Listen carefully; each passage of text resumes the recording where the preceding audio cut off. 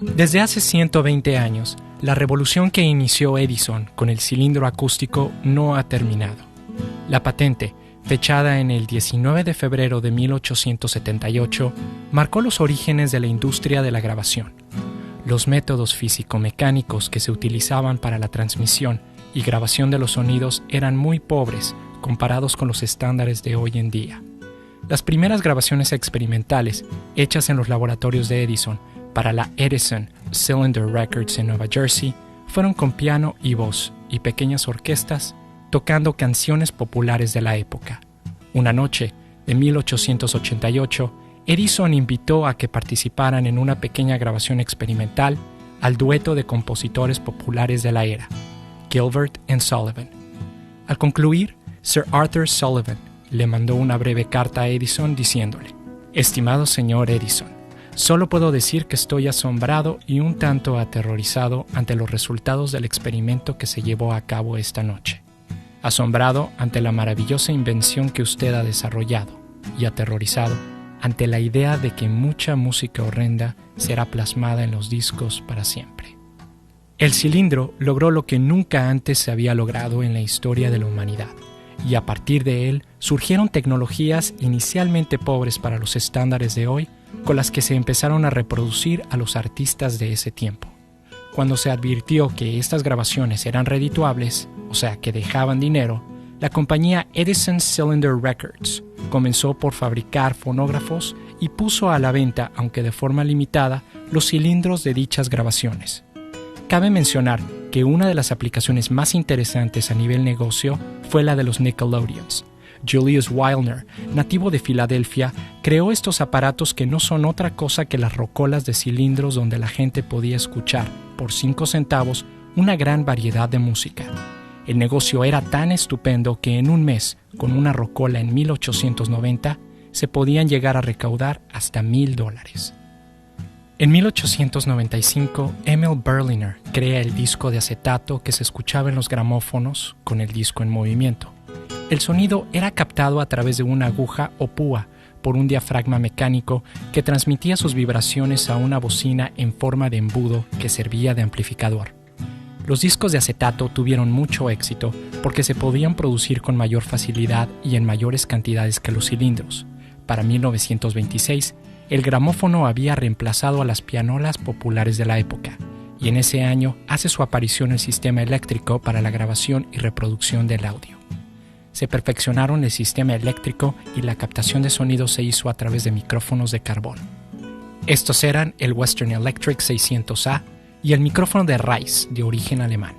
Ambos utilizaban elementos de carbón granulado y se conectaban a un amplificador que aumentaba sus impulsos. Estos eran finalmente registrados en el disco a través de un estilete o aguja de corte que los movía por bobinados electromagnéticos. La tracción de los sistemas giratorios también se electrificó con el uso de motores. En 1931, RCA introdujo los discos long play de 33,5 revoluciones. Tendrían que pasar 24 años para que el público adaptara a los nuevos discos de larga duración. Los años 30 fueron fértiles en adelantos. Se hicieron las primeras grabaciones estéreo, logradas por Bell Laboratories en Estados Unidos y Alan Blumlein en Abbey Road en Inglaterra. Este desarrollo tecnológico de los 30 no se dio a conocer en su momento por la depresión que se vivía en Estados Unidos. En los 40 y en el tiempo de la Segunda Guerra Mundial, los ingenieros de la disquera Decca en Inglaterra perfeccionaron las grabaciones de rango completo de frecuencias, o Full Frequency Range Recordings, para detectar las diferencias entre los motores de los submarinos ingleses y alemanes. Vladimir Poulsen descubre la tecnología para grabar con tiras magnéticas, pero no fue sino hasta 1937 que la AEG de Alemania desarrolla la primera grabadora magnética. Al finalizar la guerra, con la derrota de Alemania, los aliados decomisaron las máquinas de grabación magnética y las mandaron a Estados Unidos e Inglaterra. Alexander Poniatov, un emigrante ruso, produce la primera grabadora comercial, la Ampex 200. Otra compañía, la 3M, refinó la cinta y logró con ello alcanzar a grabar señales hasta los 15 kHz.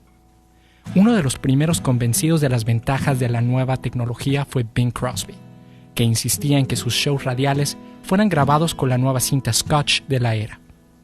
Durante esta era, empiezan a darse los primeros indicios de la tecnología clásica para los estudios de grabación. Las aplicaciones originales de este equipo eran para las estaciones de radio y para los estudios de cine. Pocas compañías existían en el mercado. Una de ellas, la RCA, dominaba el mercado de accesorios y aparatos de uso específico. Entre sus productos desarrollados durante esta época están los micrófonos basados en los elementos de listón, como por ejemplo el RCA-77DX.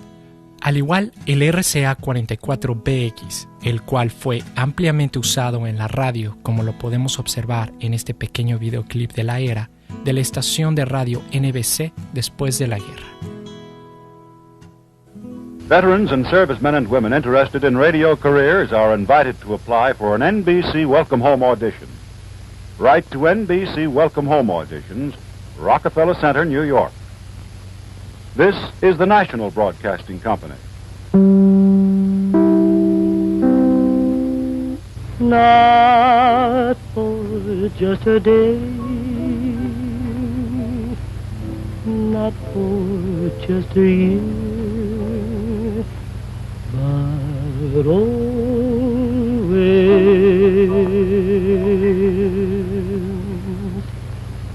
Well, Eddie. En amplificadores de limitación y compresión, la RCA desarrolló el 86B de bulbos, cuyas aplicaciones era evitar la sobremodulación en los transmisores de radio, que era también usado durante el corte de la placa madre de vinilio. Westrex destaca también en el área de compresión con un monstruo, el amplificador limitador RA1593A y la unidad de control RA1594A. Basado en un diseño de bulbos pentodos como el 12BA6, esta unidad es capaz de obtener hasta 70 decibeles de ganancia antes de alcanzar el punto de saturación. De Alemania, la compañía Neumann desarrolla desde 1930 el primer micrófono condensador, el CMV3. Para 1949, Neumann introduce en el mercado el afamado micrófono de condensador, el U47. Durante la década de los 50 se da una nueva revolución en el ámbito tecnológico. En 1950, Neumann introduce el micrófono condensador M49, basado en el bulbo AC701K. Otro fabricante importante, como es la marca Langevin, la cual se especializa en el desarrollo de varias tecnologías, entre ellas la ecualización pasiva, basada en inductores. Uno de sus modelos, el 270A, comienza a dar más opciones en cuanto al sonido. Ampex empieza a sacar al mercado sus primeras máquinas. En el ámbito portátil destacan los modelos Ampex 600 y la Ampex 601, y las versiones estéreo, la Ampex 601 y la Ampex 602. De Ampex también destaca el monitor autoamplificado introducido en 1954, el modelo 620. Es increíble pensar que esta es considerada la primera bocina autoamplificada para propósitos de monitorear música. En el ámbito de estudios, Ampex introduce el modelo 350 en configuración monaural y en configuración 2 tracks, ambos sistemas basados en cinta de cuarto de pulgada, y 3 tracks, sistema basado en cinta de media pulgada. La electrónica de la 350 utiliza bulbos pentodos de encasillado de metal. Un año después de la introducción de la 350, sale al mercado el modelo 351 como una configuración de bulbos triodos. Completamente distinto a la 350 en sonido, la 351 se convierte en un estándar de los estudios de Estados Unidos. Durante esta década, la AKG comienza a fabricar un micrófono que se convirtió en legendario, el C12, basado en un bulbo de amplificación 6072.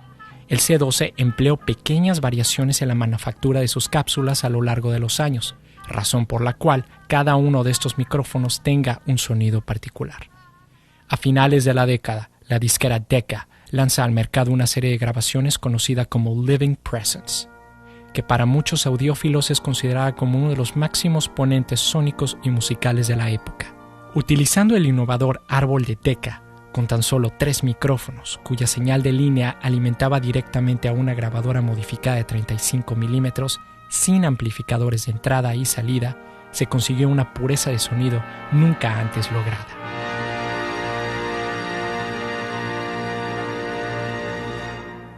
En 1956, la primera máquina de 8 tracks es especialmente construida por Ampex para el músico y productor Les Paul. La enorme máquina, basada en la electrónica de la 351, recibió el sobrenombre de El Pulpo. Un año más tarde, Tom Dowd, genio y gurú electrónico de los estudios Atlantic de Nueva York, ordena otra de estas máquinas. Tendrían que pasar 10 años antes de que Ampex comenzara a fabricar de manera masiva estas máquinas, ya que ni siquiera existían consolas de 8 canales. Durante esta época, los estudios de grabación con suficiente capacidad para albergar a una orquesta completa eran pocos, y pertenecían, por lo general, a las disqueras importantes. Abbey Road, en Londres, era parte de EMI, y Capitol, en Los Ángeles, era parte de Capitol Records. Las consolas eran diseñadas y fabricadas por un departamento técnico, el cual utilizaba los componentes disponibles de la época, como amplificadores Langevin, atenuadores Davin o Langevin, dentro de sus consolas, haciendo que cada estudio sonara totalmente distinto uno del otro. Otro factor eran las cámaras de eco. Las más famosas se incluyen aquellas diseñadas por Les Paul para los estudios Capitol en Los Ángeles y la muy famosa cámara de eco de Abbey Road en Londres, mostrada en la fotografía. La búsqueda era la que distinguía el sonido de los discos de la época. Los vientos del cambio se aproximaban.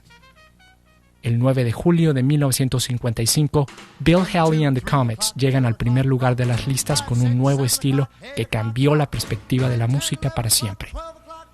Rock Around the Clock marcó el inicio de la era del rock y con él vinieron nuevas propuestas. Los cuartos de grabación que se requerían se hicieron más pequeños y con ello las disqueras independientes comenzaron a desarrollarse. Sam Phillips en Memphis descubre a Elvis Presley y lo graba con una Ampex 350 mono y se valió de otra máquina para crear un slap delay y así crear el sonido característico de los discos Sun. La imaginación no tenía límites y la intención de la grabación de la música en el ámbito pop no se circunscribía a presentarla como sonaba en vivo, sino que podía crearse algo que en realidad no existía. Durante los 60s, los cambios siguen. En Inglaterra, Abbey Road en Londres construye sus consolas Red 37, basadas en módulos de la Telefunken, los V72 y los V76. En Europa, Telefunken era el líder en fabricación de equipo profesional. Presentada en la foto es una consola con módulos V72, V76 y los compresores U73B, utilizados en las consolas europeas de la época. El U73B era el equivalente del Fairchild 670 americano, con un sonido muy propio. En Los Ángeles, la compañía Universal Audio comienza a fabricar sus consolas modulares, basadas en el amplificador 610.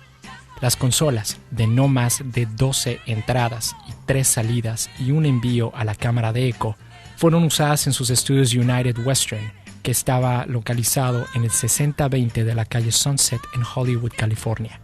De Universal Audio también se fabrican los compresores 175A, al igual que los preamplificadores Universal Audio 1008. La Telefunken, al no poder distribuir la línea de micrófonos Neumann, comisiona a AKG a diseñar un nuevo micrófono que estuviese basado en el U47. El resultado es tal vez el más mítico de todos estos micrófonos, el Elam 250 y 251, que utilizó la cápsula de AKG, la CK12. Solamente se construyeron 1.600 de estos micrófonos, de los que en la actualidad solo se conserva la mitad. Otra compañía importante es la Pulse Technologies, mejor conocida como Pultec. Esta desarrolló uno de los primeros ecualizadores de entradas y salidas de línea, basado en circuitería pasiva, el modelo EQP1A, que se ha convertido en una leyenda. También importante es el modelo MEQ5, ecualizador pasivo cuyo énfasis es en las frecuencias medias. Altec, cuyo nombre significa All Technicians o todos los técnicos, es una subcompañía creada a raíz de la fragmentación de la Western Electric. Altec es responsable por desarrollar los monitores más usados en los estudios de la época, los Altec 604. Al igual, Altec desarrolla distintas tecnologías de las que destaca el compresor 436 de bulbos, utilizando la compresión de mu variable. El micrófono Altec M20 con una cápsula de cristal cubierta por una fina capa de oro fue el único fabricante en desarrollar este tipo de tecnología en diseño capsular. Teletronics, quien más tarde sería absorbida por Universal Audio, desarrolla el compresor basado en una fotocelda, cuyo principio era el de lograr la compresión de audio dentro del circuito, basado en la cantidad de luz que la celda radiaba dependiendo de la señal que se alimentaba. En México, Polydor establece su estudio basado en una consola Philips de 16 canales y con grabadoras de 4 tracks, 2 tracks y monaural. Capitol México ofrece la Ampex 351 de 3 canales con una consola fabricada por Capitol Estados Unidos y anteriormente utilizada por Nat King Cole en sus conciertos en vivo. I'm Ringo and I play the drums. I'm Paul and I play the bass. I'm George and I play a guitar. I'm John and I too play guitar. Sometimes I play the fool. El 5 de diciembre de 1963, la canción Love Me Do entra a las listas de Inglaterra y alcanza el primer lugar. 2 meses más tarde, esta misma canción se convierte en la melodía número 143 en llegar al primer lugar de las listas en Estados Unidos, y ahí se mantiene 7 semanas. Los Beatles influyeron con su sonido a una nueva generación de músicos e ingenieros con técnicas revolucionarias para la época, y que hasta nuestros días siguen siendo válidas. La experimentación de Geoff Emerick, ingeniero de cabecera de George Martin, productor de los Beatles, y gracias a la vívida imaginación del grupo, y a partir del álbum Revolver, utilizaron elementos como la sobrecompresión, distorsión, acercamiento de los micrófonos y demás técnicas que hoy son normales, como una nueva forma de capturar e inspirar la música que se estaba creando dentro de los estudios Abbey Road en Inglaterra. Para finales de la década de los 60, se desarrolla el transistor, que vino a reemplazar al bulbo. De los primeros modelos transistorizados en Europa, la Siemens introduce la línea WSW a finales de los 60, inicialmente con los ecualizadores modulares modelo 436-512, totalmente clase A, y más tarde con los Siemens W295B, con transformadores más compactos, junto con el compresor U273A, basado en el modelo de bulbos, el U73B. Ya entrada la década de los 70, nuevas marcas hacen su aparición en el mercado. Algunas, como las consolas Olive provenientes de Canadá, solo se mantienen a flote un par de años, al igual que las Flickner, basadas en Nashville. Existen otras cuya popularidad se extendió durante muchos años. La existencia de consolas con mayor cantidad de canales es basada en la demanda del mercado por más tracks. En 1972, se comienzan a construir las primeras máquinas de multitrack como la Ampex MM1000 y la MCI JH10 de 16 canales. En Inglaterra, el diseñador Rupert Neve crea una serie de consolas fabricadas de acuerdo a las necesidades de cada estudio, utilizando distintos módulos de ecualización y distintas configuraciones.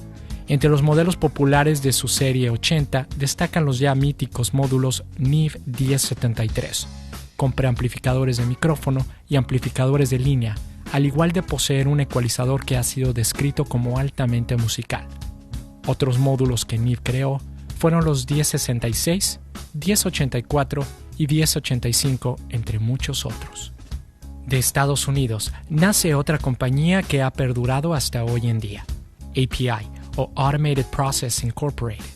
Estas consolas, también hechas a la medida como las Neve, las API se distinguieron por sus ecualizadores, los 550A, basados en el amplificador operacional modelo 2520. La marca Quad 8 se distingue también por la fabricación de consolas. Mostrada en la foto es la Quad 8 Coronado, y el módulo es parte de la consola modelo Pacífica, ampliamente usadas en estudios de grabación y postproducción en Estados Unidos. Magnatec fue otro fabricante dedicado a la manufactura para la postproducción. En la fotografía se ve el compresor modelo 31B. El compresor utiliza circuitería discreta de transistores y utilizó los transformadores Triad, los cuales son considerados como uno de los mejores transformadores por sus propiedades sónicas de la época, comparable en sonido con un 1176. De los compresores clásicos de la época, destaca el 1176, fabricado por Universal Audio y más tarde por la marca Urey. El 1176 basa su diseño en el LA2A de bulbos, utilizando también una celda de luz para variar la compresión. Añade en sus controles tiempo de ataque y tiempo de recuperación variable. Scully destaca como un fabricante popular de máquinas de carrete con formatos de 2 pulgadas, media pulgada y cuarto de pulgada, también ampliamente usada a lo largo de la década. Sería imposible cubrir con detalle cada una de las marcas y modelos de equipo que existieron a lo largo de las décadas. Lo que es importante notar es que cada pieza fue concebida ante la necesidad de mejorar la calidad de la música que se capturaba. El que estas piezas mantengan su valor y su importancia en el estudio moderno nos hace comprender la calidad con la cual se construyeron y que a lo largo del tiempo se han mantenido como herramientas que auxilian en capturar de manera única y propia el sonido que buscamos en nuestras grabaciones, entre bulbos y transistores.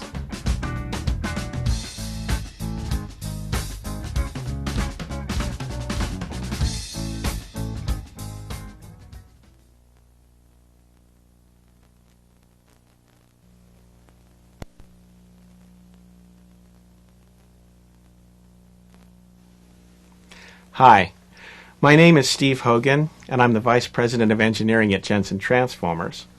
And my responsibilities there involve the designing and the manufacturing of the high-quality recording studio-grade transformers that we sell throughout the world. I've also been involved in doing quite a few modifications and designing improvements to recording equipment throughout the Los Angeles area. Been doing those kinds of modifications to Pro Gear for probably about the last 25 years. Now I've got a great opportunity today to show you what we've done here in Studio City, California on the WaterSound Studios console. Our project at WaterSound began with a commercially built console, and we wanted to take its performance to the next level. In order to do that, we began with replacing the heart of the monitoring section of that console in order that we might be able to hear all the changes that we were making. Our goal was to have a monitoring section that was so clear, that had no coloration of its own, and was accurate enough so that as we made improvements in the console, we'd be able to actually hear what we were doing. So in order to accomplish that goal, we chose the 990 discrete operational amplifier. Now they're expensive, but they're a no-compromise solution, and the particular units we used were a modified version that Ben O'May at Bernie Grundman Mastering has developed. We used Jensen transformers in order to eliminate all traces of hum and buzz and to have really good transient response. We installed custom stepped attenuators with silver contacts. We used mercury-wetted relays to eliminate contact bounce and to have all traces of contact resistance and distortion eliminated. And we rewired that section of the console with custom X-Acto wire. Our goal was to make substantial improvements to its sound quality and headroom. Once we'd completed the improvements to the monitor section, we were ready to turn our attention to the stereo bus. And again, we used the 990 operational amplifier for its extreme clarity. We replaced the mix amps, the line driver stage, the solo bus, and the stereo bus line insert stage with 990 op amps. And that gave us the clarity we needed so that when you had a complicated mix, then all of the instruments in the mix could be very clearly distinguished, and the imaging was rock solid. These cards were all custom built using the 990 operational amplifier.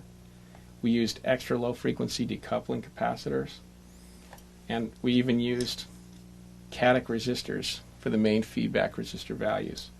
These resistors are well-known components used in high-quality voltmeters in Fluke and Hewlett-Packard voltmeters.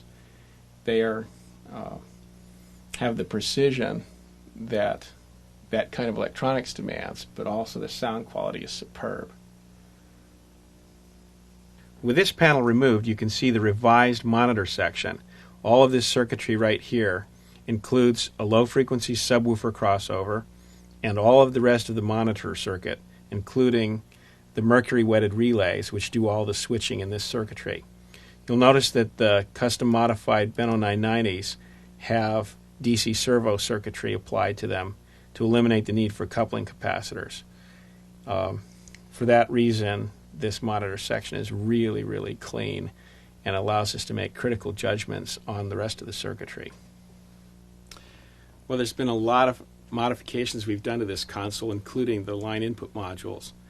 Many of the op amps, the TLO-74 op amps, have been replaced with high-performance amplifiers. The capacitors, the coupling capacitors, have been replaced and upgraded with much larger value ones, which has improved the bottom end of the console and the headroom significantly. We replaced a lot of the FET muting circuitry with relays to eliminate all the distortion that the FETs cause.